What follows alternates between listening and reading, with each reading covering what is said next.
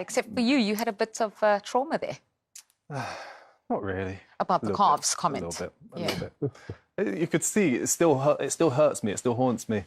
So when he was mentioning about having small calves, my legs aren't the biggest of legs, so I was always on the receiving end of one of those jokes, and it still cuts deep. I'll be honest. Okay, let's get back to the match. Let's move on. Let's move on to the match at hand. Bournemouth versus Arsenal. Here are the managers, Andoni Iraola and Mikel Arteta. I think they haven't lost. Even the games they tied, I think they were more close to winning those games.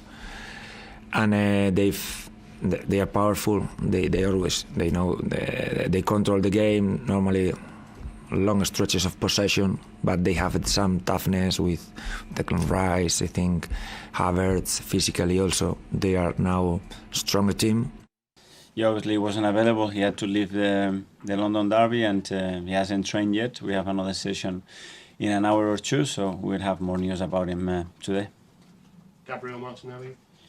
Again, he hasn't trained, and we want him back. We need him back, but at the moment he's not been available. Leandro Trossard? Same situation. And Bukayo Saka? Same situation. Would it be a judgment that you make based on what happens today and also based on the fact you've got Lens and then Manchester City coming up as well? No, the assessment is, okay, is he fit enough? Is he done enough to be able to be selected tomorrow? That's the question mark, and so far he hasn't trained with the team. Are some of those nearer than others, or are they all around the same? They're all in the same pool, and Willie as well had a knock. Fabio as well wasn't involved in the last game, so we have a few. We have to assess them today, how they see, and adapt to the situation, because that's a big number. The fact that with Saka, he's got this this record consecutive run of games. If he came to you and said, "Boss, I want to keep that run going," would that be a factor? Well, that would mean that he's feeling good, and B's got now enough experience and understanding on when he's ready to help the team and when he's not. But that's what all the managers want to hear, that they want to play and they are feeling good to play. That's the most important thing. And in terms of the goalkeeper, the inevitable goalkeeper situation, can I take it for granted that the keeper that starts will have a surname that begins with R? You are a genius. I have my answer for the rest of the season. Thank you so much for your cooperation. Your first game in charge of Arsenal was at Bournemouth. Yes. I think only 2 of the starting lineup that day are still at the club. What does that say about the job that you and Edu have done in that time? Well, obviously a lot of changes. It's been a while now. It's been 3.5 years, or almost 4 years since that moment. A really special one. A lot of things has changed. Many of them are positive, and a lot of things on that journey, that's for sure. And Andoni Iraola was born within 3 months of you, 7 miles away. You're almost brothers. Well, we know each other really well. We played together. We had fantastic times together. We played in Antioquia. It's a team in San Sebastian that has produced a lot of players over the years. They do fantastic work, and we were privileged to be raised there, to be educated there, and that's the beauty of football. That 30, 40 years later, we are together in the Premier League as managers, both of them, and I'm really, really happy for him. Is there something in the Basque region water that produces good football coaches? Well, first of all, is the passion about the game, about football. I think the education that we get, a level of coaches there is really good. They really take care of the academy. You have to see Real Sociedad, Athletic Bilbao, Eibar, all those teams. They do fantastic work to raise talent, and it's not a coincidence that a lot of players have come through there. Thank you. Thank you. Hi, Mikel. Hi. How would you compare your team today to the team that won 3-0 at the Vitality Stadium last season? Very difficult to compare. We want to play like we did that day, even better, and still win the game. We have some changes, and the team is in a different moment. The objective is going to be the same, to be better than Bournemouth and beat them. Let's see what happens tomorrow. In terms of the goalkeeper situation, can you recall any periods of your playing or managerial career where there were 2 world-class goalkeepers fighting for the #1 spot every week? Can you talk us through those situations? Since I was 13 years old, one in Antiguoco and the other one in Barcelona. My two goalkeepers in the team were Víctor Valdés and Pepe Reina. And does this inspire you in the way you manage the situation today? I don't know, but I was so safe. I look back and I have Pepe Reina and Víctor Valdés. I was like, we have a big chance to win the game. What's your biggest challenge this season in terms of improving your team? Well, playing better every day. Playing better and suffocating the opponent more, create more chances, concede zero, and play as far as possible from our goal. Is it the goalkeeper situation, the midfield, the forwards? What's the most difficult situation? It's all linked, and the opponent has a big say on that. You know, you face different behaviors from opponent, different concepts. Games open up when you score early, when you don't, when you concede, when you have errors. A lot of things affect, but continue winning. Thank you, Miguel. Thank you. Talk sport. Hi Miguel, Hi. hope you're well. 9 matches unbeaten so far in all competitions. Must be pleased that obviously, depending on the situation, you still managed to come through and not be beaten by anybody yet this season. For sure, and we have to continue to do that, and that's the mindset that we won every single game. Win in any context, and we had very different contexts throughout the season already, and that's going to keep changing. And as you can see now, with the amount of situation that we have in the team, with the uncertainty of players, it's going to be even more. Playing every 3 days, having to win, having to compete in 3 different competitions in 7 days, and that's the challenge, and we are up for it, that's for sure. I was at a press conference last week when Mauricio Pochettino said you can't buy confidence in the supermarket. He was saying you have to instill it in the team. How much are you instilling that in the team? How much do the players do it themselves? Well, it's a huge thing, and it is the individual one and it is the collective one, and then is the one that is external as well, and that confidence obviously transmit to each other. And yeah, playing well and winning matches is always the best thing to do, and we are in a good moment. You've spoken about your friendship with the Bournemouth manager.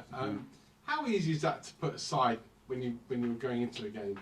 I think very easy. You are in winning mode, compete, get the best out of your team, and get in the battle. And before and after is a different story, especially after, but during there is nothing there. So you'll definitely pop in and see him after the game? For sure, yes. Okay. Can I ask you one final one?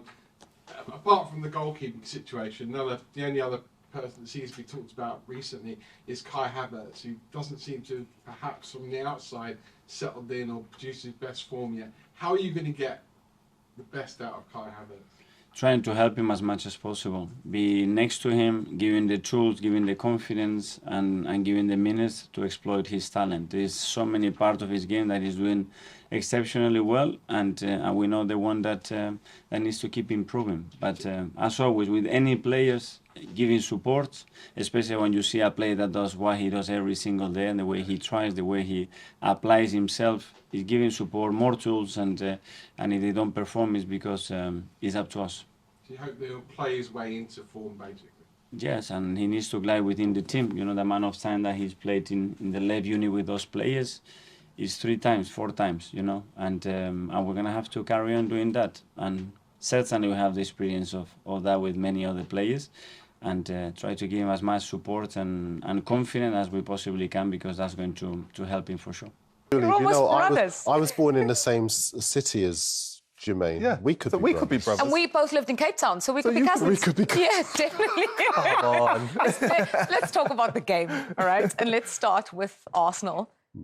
Another week, another goalkeeping conundrum. Yeah, indeed. Who starts this week? Except, I think, certainly to you guys who know the game and us who have seen so much of Arsenal this season, it's very clear that Raya is now the number one. Yeah. And as much as we love Ramsdale, he isn't anymore. He is the League Cup goalkeeper. Yeah. But Raya, why does he prefer Raya? Well, he's better in the air. He's claimed 3 times as many crosses last season than Ramsdale. He is more assured. He pulled off a couple of fantastic saves in the North London derby last weekend, and already that back line appears to be more assured with him behind them than Ramsdale. That said, some problems in the back line. We're not too sure about the injuries piling up for Arsenal. Saliba, some talk about him. Bukayo Saka certainly didn't train this week. Rice as well. It's a bit worrying. It's a little bit concerning. But, you know, when you look at the players that Arsenal have in reserve, you've got to say, look, the way that Arsenal Mikel Arteta sets his Arsenal side up, it's to dominate possession, it's to frustrate the opposition as much as possible. So in terms of the personnel, I don't think it's vitally important having all of those players in there. However, Saka is that little sprinkling of gold dust, little sprinkling of magic that changes the game in the blink of an eye. His magic will be missed if he's absent from the game. However, we have seen in the past that when Saka's missed a week or a few days of training leading up to a game, he turns up on a match day and he does produce the magic. You know, Jermaine, that Saka in a weird way worries me because he's now played 87 games in a row for Arsenal. It's a lot. No other players played as many games. He's 22 years of age. We're seeing right there what he gives the Arsenal team. But can they rely on him? We talk about responsibility and players stepping up. If he doesn't play, then the onus is on the Arsenal team to step up and play without him. Because as you say, he provides that X factor, the moment of magic that can light up any game. But he's still just... He's young, isn't he? He's young. He's a young pup. And it's a workload. It's such a heavy workload to stick on a young player. It is. But when you're in that position, and I've been in the same position as Saka, playing game after game after game and not having any days off, no rest, he won't be seeing it like that. From his own personal perspective, he won't see it like that. So this is the time where he has to be managed. Because if we, as football fans, want to see Saka playing for another 15 years, until he's mid-30s, almost 40, he's going to have to be managed in his early years, where he doesn't really fully understand how much his body can take in the here and now.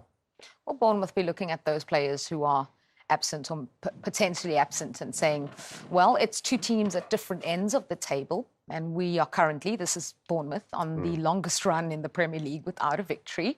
This is the time we can turn it around. Yeah, no win in 10 for Bournemouth. Undefeated Arsenal in their last 10. So as far as Bournemouth are concerned, the players that potentially could be missing could level the playing field for them.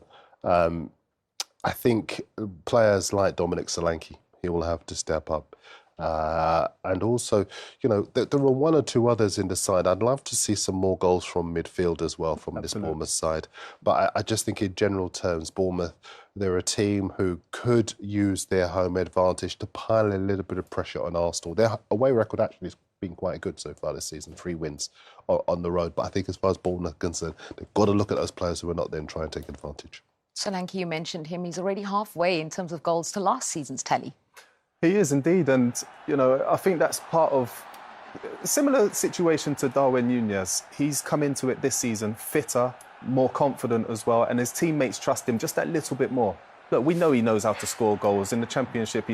I think his record in the Championship over the last couple of years is 1 in 2, so he knows where the back of the net is. It's just a matter of his teammates trusting him and moving the ball nice and quickly for him to get in those areas to cause the problems. Right, well, that's that encounter. There are a couple more that we haven't had an in-depth look at, so we're just going to kind of touch on them. What about Wolves versus Manchester City? City lost in the Carabao Cup. Will there be any hangover? Or No. Okay. Absolutely not. Thank you, Darren. No. I'll be honest with you.